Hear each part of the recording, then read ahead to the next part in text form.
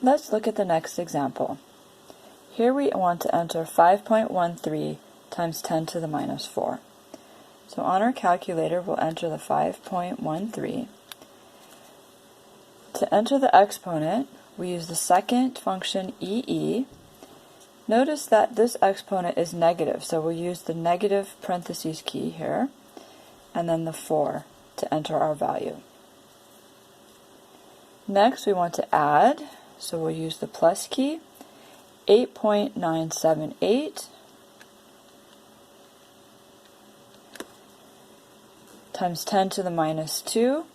So again, without typing the times 10, we just use the second function, EE, the negative sign, and 2 to enter our value.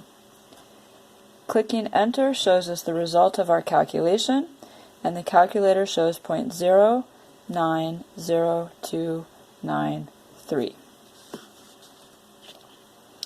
Again, we can express this in scientific notation by using the scientific mode, second function, SciEngineering, cursor to select SCI, enter, and our value shows as 9.0293 times 10 to the minus 2.